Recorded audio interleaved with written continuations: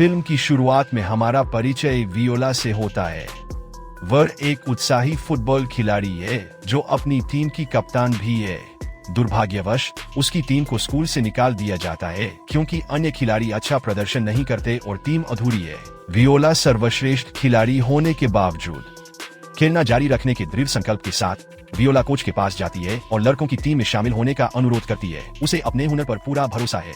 हालांकि कोच ने उसे अस्वीकार कर दिया। उन्होंने जोर देकर कहा कि लड़कियां कभी भी लड़कों की तरह फुटबॉल नहीं खेल सकती। जस्टिन लड़कों की टीम का कप्तान और वियोला का प्रेमी, वह आकर कोच का पक्ष लेते हुए कहता है कि लड़कियां फुटबॉल में लड़कों जितनी अच्छी नहीं होती। इससे वियोला क्रोधित हो जाती है और तुरंत जस्टिन से संबंध तोड़ लेती है तथा वहां से चली जाती है। वियोला अपनी मां और जुड़वा भाई सेबेस्टियन के साथ रहती है क्योंकि उनके माता पिता का तलाक हो चुका है। सेबेस्टियन को संगीत का शौक है और वह एक बैंड का हिस्सा है जिसे लंदन में प्रदर्शन करने का अवसर मिलता है। अपने माता पिता को बताए बिना सेबेस्टियन घर छोड़ने का फैसला करता है, लेकिन वियोला उसे रोक देती है। अगर वह स्कूल से भागता रहा तो उसे स्कूल से निकाल दिए जाने का खतरा है। फिर से सेबेस्टियन ने वियोला से विनती की कि वह स्कूल को बताकर उसकी मदद करे कि वह बीमार है और अपने अध्यापकों से उनकी मां की तरह बात करना। उसके जाने के बाद वह एक साहसिक योजना के साथ आती है।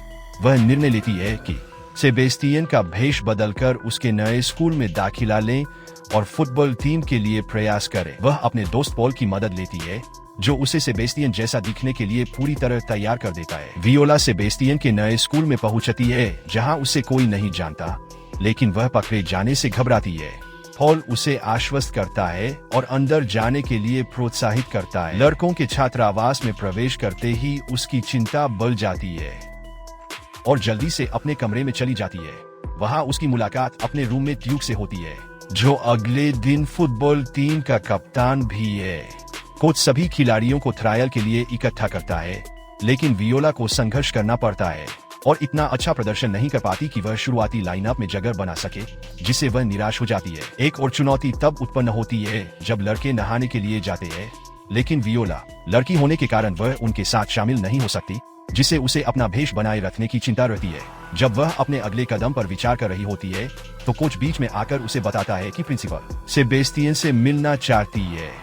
वियोला प्रिंसिपल के दफ्तर जाती है जहां प्रिंसिपल को लगता है कि वह सेबेस्टियन है और वह उसे उसकी पिछली अनुपस्थिति के बारे में चेतावनी देती है और इस बात पर जोर दिया कि इस तरह का व्यवहार यहाँ बर्दाश्त नहीं किया जाएगा। वियोला ने नियमित और अधिक प्रतिबद्ध होने का वादा किया है। बाद में वियोला ओलिविया से मिलती है और दोनों दोस्त बन जाती है। डिनर के दौरान ड्यूक ने वियोला को बताया कि वह ओलिविया को पसंद करता है, लेकिन उसे लगता है कि वह उसके पास जाने में बहुत शर्मीला है, खासकर तब जब मेलकम, एक और लड़का जो हमेशा ओलिविया के आसपास रहता है, उसे परेशान करता है। वियोला बेवकूफी भरे चुटकुले सुनाकर ड्यूक और अन्य लड़कों के साथ घुलने मिलने की भरपूर कोशिश करती है, लेकिन वे उसे मजाकिया नहीं पाते और उसे अकेलापन महसूस कराते। अगले दिन और भी अधिक अकेलापन महसूस करते हुए वियोला पॉल को फोन करती है और उसे बताती है कि कैसे हर कोई उसे अनदेखा कर रहा है। उसे समायोजित करने में मदद करने के लिए पॉल एक योजना बनाता है और अपनी 2 महिला मित्रों को सेबेस्टियन से मिलने के लिए भेजता है। एक कैफे में ये दोनों लड़कियां वियोला के साथ छेड़खानी करने लगती है, जिससे सभी लड़के हैरान हो जाते हैं। तो यह देखकर दंग रह जाते हैं कि सेबेस्टियन लड़कियों के बीच कितना लोकप्रिय है। इस बीच मोनिक, सेबेस्टियन की असली प्रेमिका, आती है और वियोला को पीछे से देखकर जब वह सेबेस्टियन से बात करने की कोशिश करती है तो उसे लगता है कि वह सेबेस्टियन है। वियोला मोनिक को उसे पहचानने और उसकी असलियत उजागर करने से रोकने के लिए उससे दूर रहती है। उसका रहस्य वियोला सेबेस्टियन की आवाज का उपयोग करते हुए मोनिक के साथ कठोरता से संबंध तोड़ती है। वह गुस्से में वहां से चली जाती है। यह देखकर लड़के सेबेस्टियन की निर्भीकता की प्रशंसा करते हैं और सोचते हैं कि वह सचमुच बहुत अच्छा है, जिससे वियोला पूरे स्कूल में लोकप्रिय हो गया। जल्द ही सभी लड़के लड़कियों को आकर्षित करने के बारे में उससे सलाह लेने लगते हैं। अगले दिन ओलिविया वियोला की प्रयोगशाला साथी बन जाती है, जिससे ड्यूक निराश हो जाता है। उसे उम्मीद थी कि ओलिविया उसकी पार्टनर होगी, लेकिन इसके बजाय जोनास ने उसके साथ जोड़ी बना ली। प्रयोगशाला के बाद ड्यूक ओलिविया को जीतने में मदद के लिए वियोला से संपर्क करता है। वियोला सहमत हो जाती है, लेकिन इस शर्त पर कि ड्यूक उसकी फुटबॉल कौशल सुधारने में मदद करेगा। ड्यूक स्वीकार कर लेता है और जैसे जैसे वह उसे प्रशिक्षित करता है, वियोला की प्रगति उल्लेखनीय होती है और कोच अंततः उसे शुरुआती लाइनअप में शामिल करता है। अब वियोला को ड्यूक की मदद करके अपना वादा पूरा करना होगा। अगले दिन वह ओलिविया के सामने ड्यूक की तारीफ करती है, यह सुझाव देते हुए कि वे एक अच्छी जोड़ी बनेंगे। हालांकि ओलिविया ने जवाब दिया कि ड्यूक उसका प्रकार नहीं है और इसके बजाय वियोला के साथ फ्लर्ट करना शुरू कर देता है।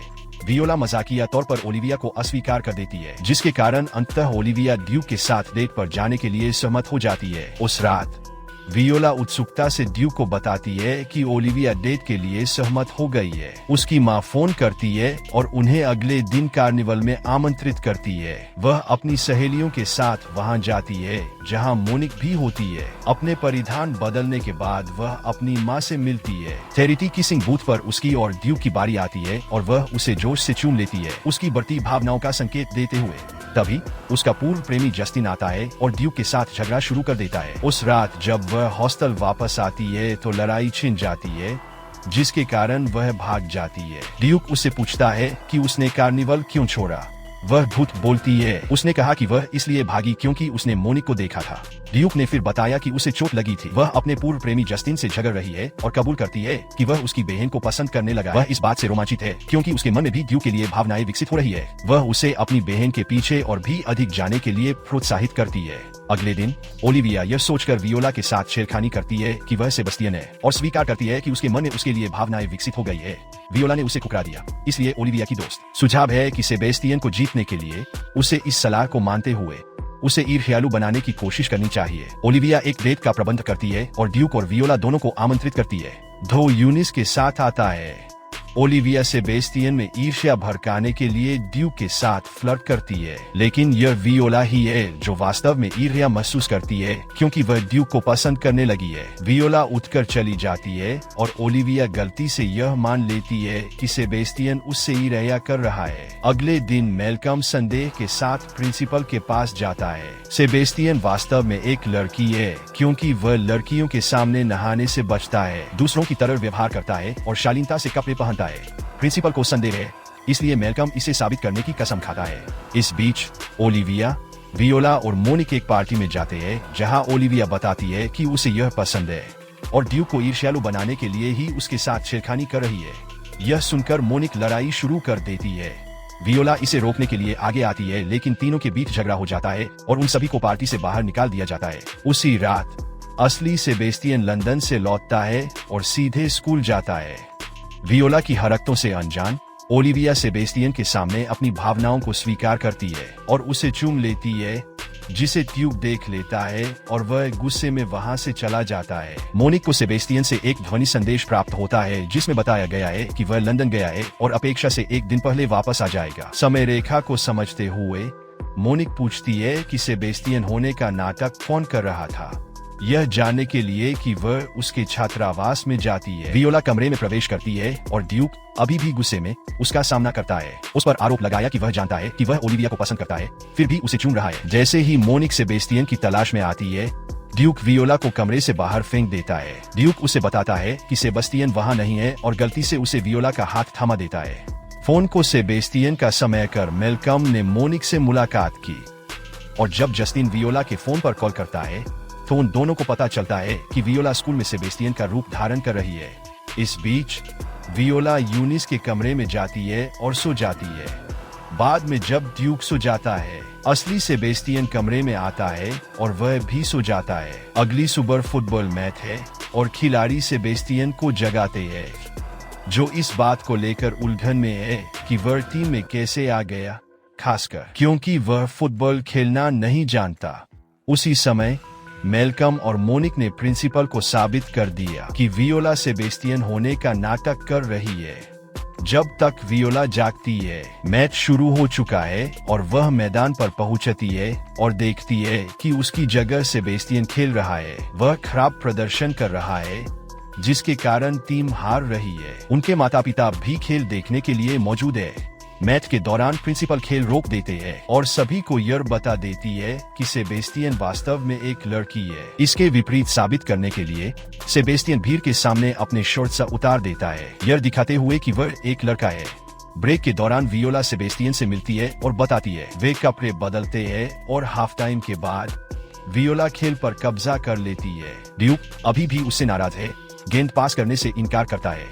जस्टिन ड्यूक को ताना मारता है जिससे उनके बीच लड़ाई हो जाती है। सारे धोखे से तंग आकर वियोला अंततः ड्यूक के सामने सच्चाई कबूल कर लेती है, लेकिन वह तब तक उस पर विश्वास नहीं करता जब तक वह अपनी टी शर्ट नहीं दिखाती, साबित करना कि वह एक लड़की है। विपक्षी कोच ने आपत्ति जताते हुए कहा कि एक लड़की नहीं खेल सकती, लेकिन वियोला के कोच का तर्क है कि उनके देश में लड़के और लड़कियों को बराबर माना जाता है, इसलिए वियोला को खेलना जारी रखने की अनुमति है। मैच पुनः शुरू होता है और वियोला बिना किसी पेनल्टी के गोल करके अपनी टीम को जीत दिलाती है। उस रात वियोला और ड्यूक एक हील के किनारे मिलते हैं जहां वे माफी मांगते हैं और सभी गलतफहमियां दूर कर लेते हैं। इसके साथ ही फिल्म समाप्त हो जाती है।